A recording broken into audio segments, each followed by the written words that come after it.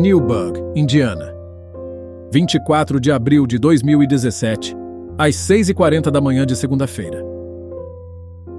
Duas residentes locais dirigiam perto do Alcoa Soccer Complex, um campo de futebol situado em uma área rural. Logo após a estrada indiana 66, avistaram algo alarmante. Uma mulher e sua filha viram algo deitado no estacionamento do campo de futebol. Inicialmente, incapazes de determinar o que era, elas pararam para olhar mais de perto e descobriram um corpo humano. Depois que o choque inicial passou, elas ligaram para a emergência da polícia. Quando os policiais do Departamento de Polícia do Condado de Warwick, por volta das 7, chegaram ao local, encontraram o corpo sem vida de uma jovem deitada na brita do estacionamento. A cena era sombria. A jovem estava deitada de costas, cercada por uma poça de sangue, com um ferimento na parte de trás da cabeça.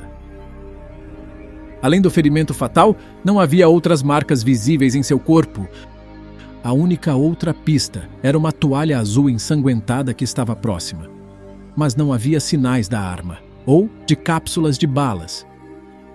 Apesar de uma busca extensa, a área forneceu poucas evidências físicas. Para complicar ainda mais a situação, a vítima não tinha pertences que pudessem ajudar a identificá-la. Sem carteira, sem telefone, nem mesmo chaves. Era como se ela tivesse sido despojada de qualquer informação rastreável. Felizmente, os detetives descobriram uma pista crucial: uma tatuagem em suas costas com o versículo bíblico, Salmos 46, 5. Com isso, como a melhor chance de identificação, recorreram a reportagens da mídia para obter ajuda. Dada a raridade de acontecimentos desse tipo na área, a notícia do incidente se espalhou rapidamente, deixando a comunidade abalada e aterrorizada. No entanto, essa exposição também levou as pessoas a verificarem a situação dos seus entes queridos. Uma das cidadãs preocupadas era Heather Collins, que morava em Evansville, Indiana, a apenas 24 quilômetros de onde o corpo foi encontrado. Ela estava preocupada com a segurança de suas 3 filhas. Depois de receber uma ligação sobre um corpo encontrado, ela se apressou para garantir que todas as suas filhas estivessem seguras. Enquanto suas filhas mais novas, Emily e Kaylee, foram localizadas, sua filha mais velha, Hayley, não estava em lugar nenhum. A ansiedade de Heather aumentou quando Hayley não atendeu suas ligações ou mensagens de texto, um comportamento totalmente fora do comum para ela. Em pânico, Heather e suas filhas entraram em contato com os amigos de Hayley e descobriram que ela não havia se apresentado ao seu exame na universidade. Sendo Hayley conhecida como uma estudante dedicada, isso era altamente incomum. Heather, a mãe de Hayley, então contatou a amiga próxima e colega de trabalho de Hayley, Ansley, que tinha uma chave do apartamento de Hayley. Ansley verificou o apartamento de Hayley e notou que o carro dela estava estacionado do lado de fora, mas destrancado. Dentro não havia sinal de Hayley. Cada vez mais preocupada, Heather entrou em contato com um detetive que conhecia no departamento de polícia de Evansville. Pouco depois, ela recebeu uma mensagem pedindo fotos das tatuagens de Hayley. Seria esse corpo achado de Hayley? E se fosse, quem poderia ter feito isso? Com essa moça que era uma boa filha, irmã, companheira e amiga. Bem-vindo de volta a Mistérios Resolvidos. Continuamos vendo casos do mundo todo. E hoje estamos mergulhando na história comovente de Hallie Rathgeber e a resolução do seu caso que surpreendeu a todos. Vamos a um novo caso de Mistérios Resolvidos.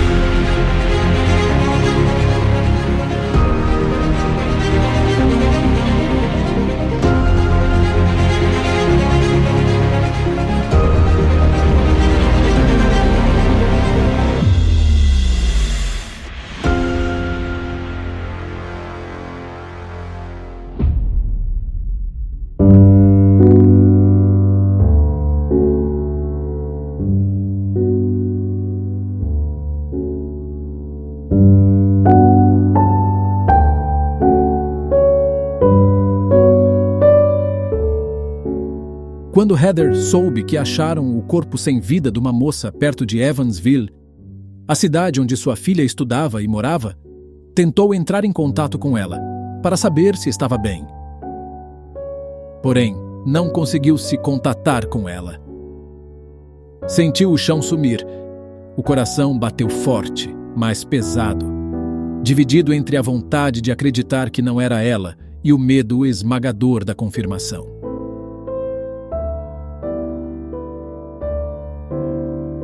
O caso de hoje nos leva a Evansville. Evansville é uma cidade localizada no sudoeste de Indiana, nos Estados Unidos, às margens do rio Ohio. Foi fundada a começos do século XIX. Com 115 mil habitantes, é a terceira maior cidade de Indiana e serve como centro econômico e cultural da região. Conhecida por sua rica história e patrimônio arquitetônico, Evansville abriga diversas atrações, como o Tropicana Evansville, o primeiro cassino flutuante de Indiana, e o Mesker Park Zoo, um dos zoológicos mais antigos do estado. A cidade também é sede da Universidade de Evansville e da Universidade do Sul de Indiana. Além disso, Evansville oferece uma combinação de comodidades urbanas e beleza natural, tornando-se um destino atraente para residentes e visitantes. Hailey Denise Rathgaber nasceu em 3 de dezembro de 1996.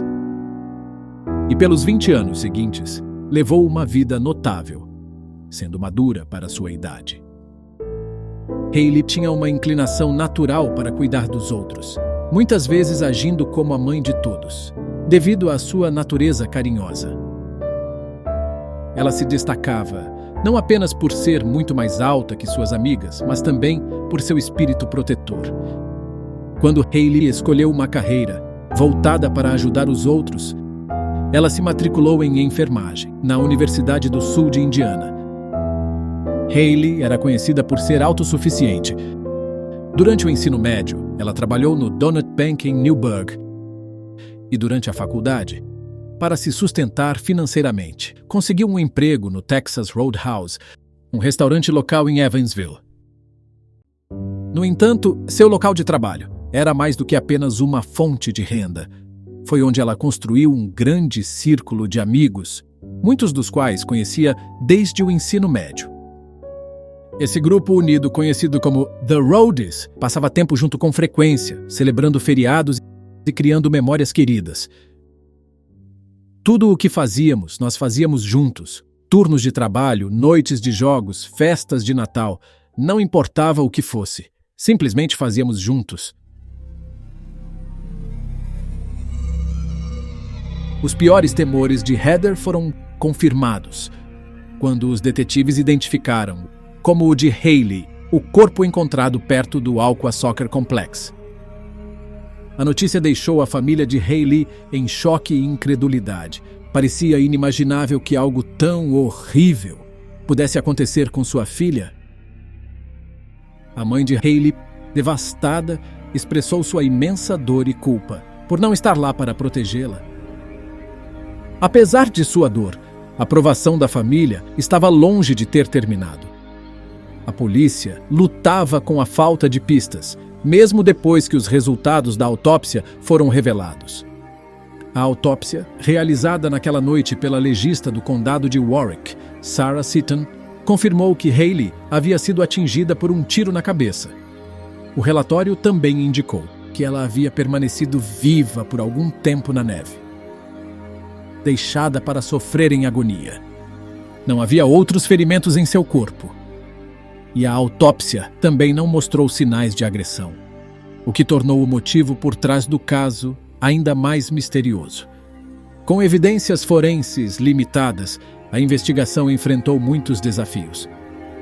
A única peça de evidência, uma toalha azul ensanguentada, continha apenas o DNA de Hailey e não ofereceu pistas substanciais. No entanto, uma revelação notável surgiu. Um exame das unhas de Hailey não revelou vestígios de DNA desconhecido, sugerindo que ela não se envolveu em uma luta.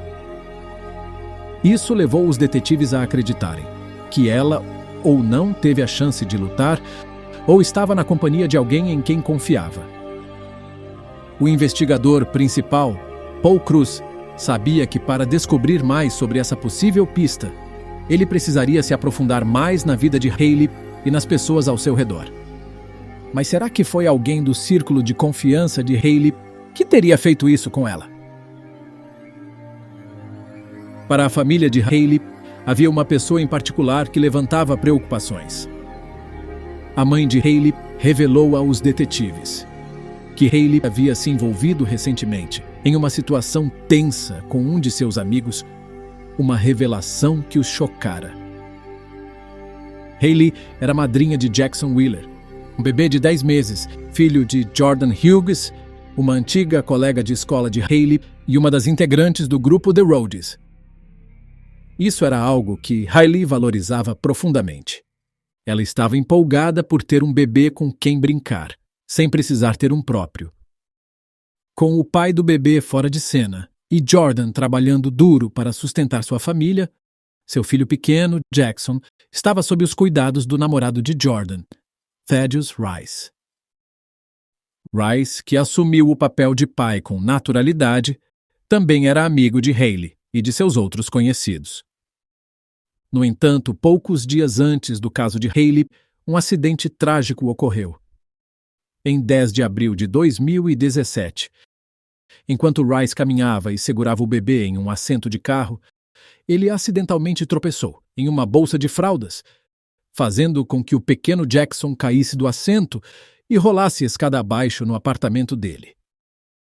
Ele foi levado imediatamente ao hospital, mas estava em estado crítico. Ao ouvir a notícia, Hayley e seus amigos correram para se juntar a Jordan no hospital, fazendo o possível para confortá-la, entregando comida e oferecendo apoio. Depois, foram à casa de Jordan buscar algumas roupas limpas. Assim que você entrava pela porta, a bolsa de fraldas estava bem ao lado do sofá. Não parecia que a bolsa de fraldas havia caído da escada, como Thaddeus tinha dito. Então você pensa que talvez tenhamos pegado Thaddeus em uma grande mentira. Embora Rice tenha sido acolhido pelo grupo de amigos, muitos não simpatizaram com ele. Sua reputação na cidade não era das melhores, e ele tinha um histórico de problemas com a lei. O trágico incidente com Jackson apenas aumentou sua desconfiança. Infelizmente, Jackson não sobreviveu à queda, e após 2 dias em suporte de vida, ele faleceu. Durante o interrogatório policial, o relato inconsistente de Rice sobre os eventos levantou mais dúvidas. Especialmente porque os ferimentos sofridos por Jackson não eram compatíveis com uma queda daquela natureza. Enquanto Hayley ponderava suas opções, ela pensou se deveria compartilhar suas suspeitas com a polícia. Ela disse, sabe, e se eles quiserem falar comigo? E a polícia realmente conversou com Hayley, poucos dias antes de seu próprio caso. Se Hayley tinha, ou estava prestes a revelar, algo que pudesse implicar Thaddeus Rice, haveria motivo suficiente para ele lhe causar mal. Além disso, havia circunstâncias que aumentavam os motivos de suspeita sobre Rice. Quando os detetives entrevistaram os colegas de trabalho de Hayley no restaurante, descobriram que no domingo, 23 de abril de 2017, após terminar seu turno, amigos a convidaram para tomar algo, mas ela recusou. Em vez disso, ela planejou ir à biblioteca com sua amiga Ansley. No entanto, até esse plano mudou, quando Hayley decidiu visitar Jordan para pegar sua carteira. Na época, Jordan estava com Rice na casa do irmão dele. Esse local se tornou o último lugar conhecido, onde Hayley esteve antes de ser encontrada sem vida. Essa sequência de eventos levantou sinais de alerta, tanto para a mãe de Hayley quanto para os detetives. Com acusações tão graves como o caso de Jackson pairando sobre Rice, ele tinha tantos meios quanto a oportunidade para tirar a vida de Hayley. Se eu tivesse que pensar em pessoas que tinham razões para machucá-la, ele seria o número 1, disse a mãe de Hailey. Além das crescentes suspeitas, no dia seguinte ao trágico caso de Hailey, Heather recebeu um vídeo no Snapchat mostrando Rice empunhando uma arma de fogo. A filmagem alarmante intensificou o foco em Rice. Curiosamente, Heather não foi a única a duvidar de Rice. As redes sociais estavam cheias de rumores implicando-o no caso de Hailey. Com todas essas pistas incriminatórias, os investigadores estavam se aproximando de Rice e decidiram que era hora de ter uma conversa com ele. No entanto, quando questionado, Rice invocou seu direito de permanecer em silêncio e pediu um advogado. Sua recusa em cooperar apenas aprofundou as suspeitas em torno dele. E sua natureza humana é, sabe, o que você tem a esconder, disse o promotor Michael Perry. Mas, sem evidências concretas, os detetives não puderam deter Rice por mais tempo.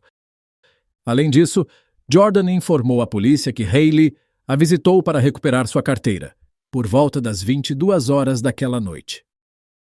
Também, Jordan forneceu um álibi para seu namorado, afirmando que ambos passaram a noite na casa do irmão de Rice.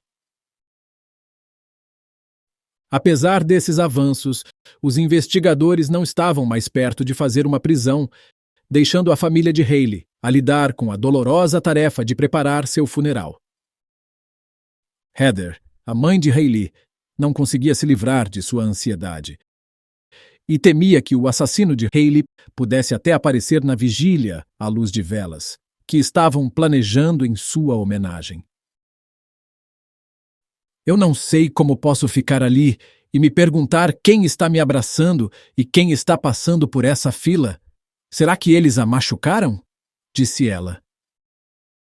No entanto, isso também deu aos investigadores a oportunidade de monitorar todos os que compareciam à vigília e observar se alguém apresentava um comportamento incomum.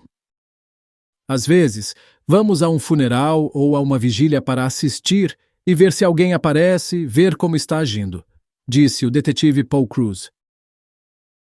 No entanto, apesar desses esforços, a investigação parecia voltar à estaca zero.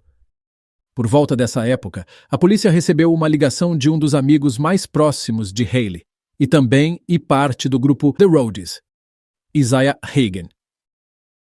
Ele relatou suas atividades na noite de 23 de abril, explicando que, após o trabalho, passou um tempo com outro colega, chamado Jake Allen. Em seguida, ele recebeu uma mensagem de Hailey pedindo-lhe que fosse ao apartamento dela. Após uma breve visita, Hailey pediu a Isaiah que a deixasse na Newburgh Lock and Dam, um ponto de referência local, a alguns quilômetros do campo de futebol, onde ela iria se encontrar com alguém. Preocupado, mas sem querer se intrometer, a Isaiah atendeu ao pedido e a deixou lá sem questioná-la mais. Ele então voltou para casa, ainda se sentindo inquieto. Depois que ele saiu, por volta da meia-noite, Isaiah tentou entrar em contato com Hailey, enviando-lhe uma mensagem e disse: "Ei, obrigado pela conversa." No entanto, ele não recebeu resposta. Na manhã seguinte, tentou entrar em contato com ela novamente, mas mais uma vez não obteve resposta. Essa ligação forneceu aos detetives uma visão mais clara dos movimentos de Hailey naquela noite. De fato, um detalhe específico levou-os a focar em outro do grupo The Roadies, Jake Allen, que estava com Isaiah antes de ele ir à casa de Hailey. Curiosamente, Jake morava perto da represa de Newburgh, onde Isaiah mencionou ter deixado Hailey naquela noite. Os detetives então questionaram Jake sobre suas atividades naquela noite de domingo. Jake afirmou que não tinha visto Hailey depois que o turno deles acabou. Ele confirmou o relato de Isaiah de que eles estavam juntos depois do trabalho e disse que passou a noite inteira em casa. Isaiah me disse que deixou Hailey e seguiu seu caminho separado porque ela queria ir até lá para encontrar alguém, disse Jack Allen. Apesar de uma busca em sua casa, nenhuma evidência foi encontrada. Além disso, imagens de vigilância do Walmart apoiaram a história de Jake e Isaiah de estarem juntos. Esta foi a segunda vez na investigação em que a suspeita recaiu sobre um indivíduo, mas sem provas suficientes para agir. Então as coisas estavam prestes a ficar mais complicadas, com a adição de uma terceira pessoa à mistura. A polícia descobriu que um funcionário do Texas Roadhouse, então colega de Haley, levou roupas ensanguentadas para uma lavanderia local. Estávamos muito interessados em saber quem era essa pessoa, disse o detetive Cruz. Imediatamente começaram a investigar qualquer possível envolvimento e sua relação com Haley. As roupas pertenciam a James Whitson, um cozinheiro do restaurante. Quando questionado pelos detetives, James, que geralmente mantinha distância da maioria de seus colegas de trabalho, ofereceu uma explicação simples para o sangue em suas roupas. Ele afirmou que havia se cortado no início daquela semana. Os detetives coletaram amostras de DNA de James e as enviaram para o laboratório junto com as roupas. Mas os resultados não trouxeram nenhum avanço. As roupas tinham apenas o DNA de James, confirmando sua história e eliminando-o como suspeito. Com o terceiro suspeito fora do quadro, os detetives mantiveram o foco nos dois restantes. Até trouxeram o FBI para ajudar. Então, veio uma reviravolta inesperada que mudou tudo sobre o caso, algo que ninguém esperava. Quase uma semana após o caso de Haley, em 29 de abril de 2017, o FBI apresentou descobertas significativas. Apesar de o telefone celular de Haley ainda estar desaparecido, eles conseguiram obter os registros do celular dela. Obviamente, queríamos saber a última atividade que estava no telefone dela, disse um investigador. Comecei a investigar onde o telefone estava, então tive que estabelecer uma linha do tempo aproximada. A próxima coisa que eu queria fazer era descobrir com quem ela estava falando. Esses registros revelaram algo surpreendente. Haley estava em comunicação com ninguém menos que Isaiah Hagen. Levados por essa revelação, os detetives conseguiram também os registros do celular de Isaiah. O que eles descobriram foi chocante. Os movimentos de Isaiah acompanhavam exatamente os de Haley. De acordo com a atividade do telefone, Isaiah se encontrou com Haley em seu apartamento por volta das 22h30, do dia 23 de abril de 2017, e juntos viajaram para o lado leste de Evansville, por volta das 20h03, onde o campo de futebol estava localizado.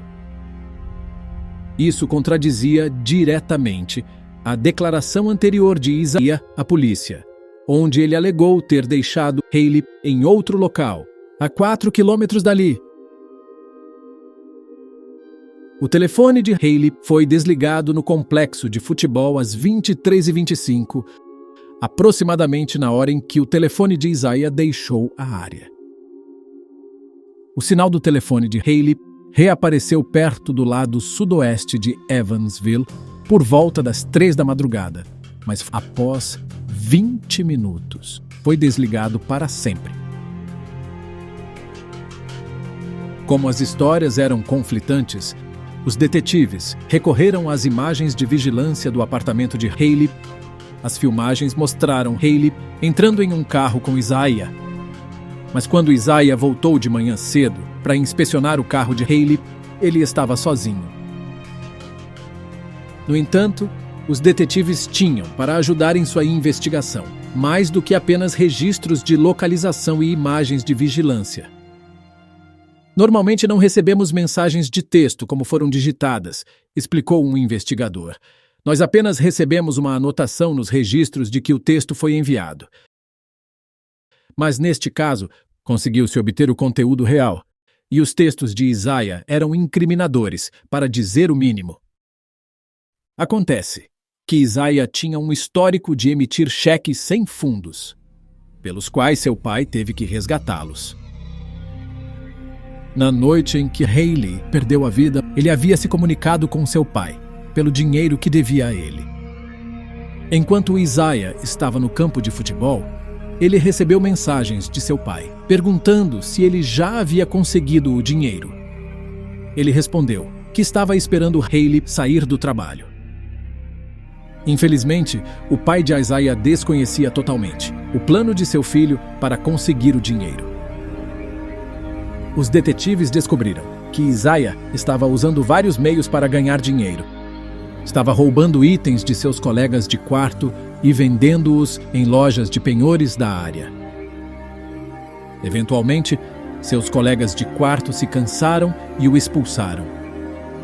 Além disso, Isaiah devia a Hayley $600, que ela havia lhe emprestado poucos dias antes, para cobrir seu aluguel.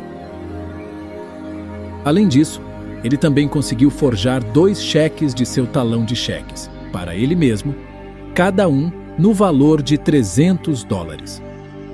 Um desses cheques voltou por fundos insuficientes. Hayley havia compartilhado essa informação com seus amigos. Eu e Hayley estávamos saindo juntas, e ela disse: "Parece que alguém tirou dinheiro da minha conta bancária." E ela disse: "Espera aí, eu posso puxar uma imagem." Ela puxou uma imagem do cheque, e estava feito para Isaiah Hagen por mantimentos, e era de $300, disse sua amiga Ansley. Apesar de estar compreensivelmente chateada com as ações de Isaiah, a natureza compassiva de Hayley a levou a perdoá-lo, e sua amizade perdurou. Mas será que o dinheiro foi o motivo que transformou Isaiah de um pequeno ladrão a um assassino a sangue frio? A verdade permanecia incerta.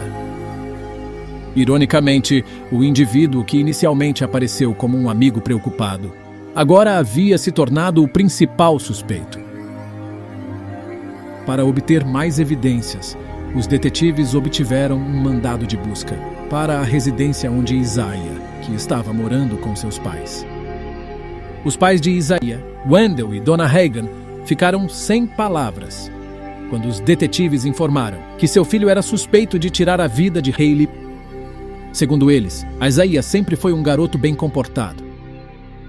Ele era muito tímido quando criança, de boa índole, feliz, fácil de se conviver, ansioso para agradar, todos o amavam, disse sua mãe. Os pais até insistiram que Isaiah estava de coração partido com o que aconteceu a Hayley. Ele estava muito angustiado. Quero dizer, seus cotovelos, seus quadris, seus joelhos, seus tornozelos, tudo cedeu. Ele estava desmoronando no chão e nós o seguramos. Os pais também disseram que não tinham conhecimento de seu desespero financeiro. Mesmo assim, não acreditavam que Isaiah fosse capaz de tirar a vida de alguém apenas por dinheiro. Ser considerado culpado de ter cometido um ato tão horrível contra outra pessoa era simplesmente inconcebível, disse sua mãe. Mas as evidências contavam uma história diferente. Durante a investigação, foi descoberto que o pai de Isaiah, Wendell, possuía várias armas de fogo. Os pais de Isaiah também confirmaram que haviam descoberto que uma delas estava desaparecida de sua casa, mas não podiam explicar como desapareceu. Os detetives suspeitavam que essa poderia ser a do crime. Não conseguimos determinar um calibre específico do projétil que atingiu Hayley, observou um investigador. 1, porque não encontramos o estojo, e 2, porque não conseguimos encontrar o projétil, mas a arma estava na faixa que poderia ter causado uma ferida desse tamanho. À medida que a busca continuava, mais evidências incriminatórias surgiram. Os detetives encontraram uma toalha que se parecia muito com a encontrada na cena, onde o corpo de Hayley foi descoberto. Ambas as toalhas eram azuis e tinham a marca Comfort Bay, com etiquetas de número RN correspondentes. Nesse ponto, as evidências pareciam o suficientemente convincentes para chamar Isaiah para um interrogatório formal. "Posso sentar ali?" Perguntou a Isaiah sem saber o que estava prestes a acontecer. O detetive Brad Chandler, sentindo a gravidade do momento, comentou: Tenho certeza de que você sabia que precisaríamos conversar em algum momento para esclarecer algumas coisas. Inicialmente, Isaiah manteve a mesma história. Ele disse à polícia que havia buscado Hailey em seu apartamento e a deixado perto da barragem onde ela supostamente se encontraria com outra pessoa. Eu não lembro se foi na sexta ou no sábado, e depois a encontrei em seu apartamento por volta das 10. Então a levei aonde ela me pediu. Ela disse: Você pode ir se quiser. E eu perguntei: Tem certeza? Está tudo bem? Ela disse: Sim, está tudo bem. Ela apenas me disse que estava tudo bem para ir. E eu perguntei novamente: Tem certeza? Porque eu não queria deixá-la sozinha. Era hora de os detetives confrontarem Isaiah com as evidências dos dados do celular. Então, vamos mostrar a você um mapa da área de Evansville, explicou um detetive. Este é o seu telefone, e este é o telefone de Hailey. A escala aqui mostra o horário do dia. Os sinais dos celulares dele e de Hailey mostravam que os dois foram juntos até o lugar onde encontraram o corpo de Hailey e não a deixou a 4 quilômetros dali, como afirmava. Com a apresentação dessas provas incontestáveis, a história de Isaiah começou a mudar. Ele confessou ter levado Hailey ao campo de futebol, mas insistiu que a deixou ilesa, com seus pertences intactos. No entanto, até mesmo essa versão não se alinhava com os dados de localização. Puxando sua cadeira mais para perto, o detetive Cruz o pressionou por uma explicação coerente, dizendo: E por isso que eu preciso de uma explicação? No entanto, a explicação de Isaiah continuava a oscilar. Literalmente, a única coisa em que consigo pensar é que de alguma forma ficou no meu carro. Não faz nenhum sentido, disse o detetive. No final, Isaiah afirmou que ficou com o telefone de Hailey a noite toda e admitiu tê-lo jogado pela janela do carro na manhã seguinte, com medo de se meter em problemas se alguém o visse com o aparelho. O mesmo motivo pelo qual ele disse que permaneceu em silêncio antes.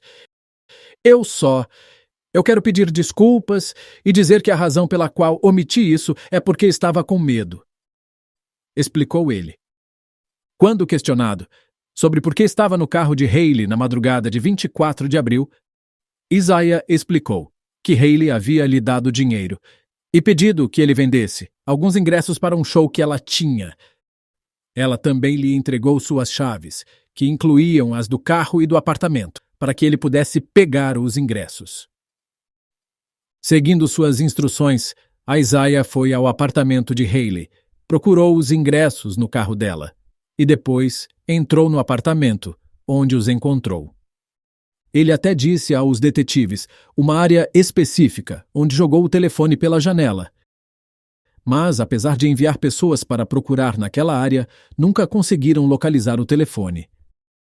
Isaiah ainda não confessou ter tirado a vida de Hailey. Estamos tentando descobrir por que você fez isso. Por quê? Pressionaram os detetives. Eu não fiz. Eu nunca machucaria Hailey, ou faria qualquer coisa contra ela, insistiu Isaiah. Mas os detetives não foram convencidos por suas negativas. Confiantes de que tinham o homem certo, com as provas que tinham contra Isaiah, buscaram acusações por tirar a vida de Hailey, roubo e obstrução da justiça. Com a entrada dramática de Isaiah no grupo de suspeitos, os outros dois foram eliminados. E logo, Isaiah estava atrás das grades aguardando o julgamento. Após o primeiro julgamento ser declarado nulo, o segundo julgamento de Isaiah começou em 30 de maio de 2018. O promotor Michael Perry sabia que não seria fácil, já que o caso dependia muito de provas circunstanciais. Mesmo assim, ele destacou as mentiras evidentes de Isaiah nas fitas de interrogatório como provas condenatórias de sua culpa. Embora reconhecesse as mentiras de Isaiah sobre certos detalhes, o advogado de defesa, Mark Phillips, adotou uma postura diferente. Ele enfatizou que Isaiah nunca confessou e não havia evidências físicas ligando-o ao caso. Phillips até apresentou um suspeito alternativo, sugerindo que as autoridades tinham se concentrado erroneamente em Isaiah, quando deveriam ter examinado Thaddeus Rice, que então havia sido acusado por tirar a vida do bebê Jackson Wheeler. De acordo com a defesa, provas adicionais indicavam a ausência de Isaiah na cena do crime quando Hailey perdeu a vida, já que os dados de seu telefone mostravam que ele estava a quilômetros de distância do campo de futebol. Quando o telefone de Hailey ficou ativo por volta das 3 da madrugada. Na hora em que o telefone dela voltou a ligar e começou a se mover, não estava nem perto de Isaiah Hagen. Na verdade, ele estava em um condado diferente. Então ele não poderia ter sido localizado na mesma torre que ela, argumentou Phillips. No entanto, a acusação tinha outras teorias. Parece que ele é ligado novamente no campo de futebol. Mas desde então chegamos à teoria de que, quando você liga o telefone, ele se conecta à última torre que estava quando foi desligado, explicou o promotor. Isso é uma ciência exata ou é uma teoria? Perguntou Phillips, o advogado. Isso é uma teoria, mas não encontramos absolutamente nenhuma evidência de que houve outra pessoa envolvida além de Isaiah Hagen. Embora os argumentos de ambos os lados parecessem equilibrados, haveria uma reviravolta restante. Quando a acusação chamou a mãe de Isaiah, Donna Hagen, para depor, ela fez uma revelação bombástica. Donna revelou que, enquanto estava sob custódia, Isaiah havia confessado a ela que tirou a vida de Hailey acidentalmente, mas não tinha a intenção de fazer isso. Não sei se já tive mais fé nas palavras que saem da boca de alguém do que numa mãe que diria isso contra o próprio filho, observou o promotor. Pode ter sido um impulso inesperado para a acusação, mas a defesa se sentiu derrotada. Phillips, o advogado, argumentou que o testemunho de Donna não era confiável, sugerindo que ela tinha seus motivos. No interrogatório, ela admitiu que acreditava que se o júri ouvisse que Isaiah disse que foi um acidente, eles não poderiam condená-lo por assassinato. No entanto, a acusação contestou, questionando se Donna, sendo uma agente penitenciária, recorreria a tais táticas para proteger seu filho. O júri ouviu tudo o que precisava. Em 25 de junho de 2018, após um julgamento que durou quase um mês, eles entregaram seu veredicto. Culpado.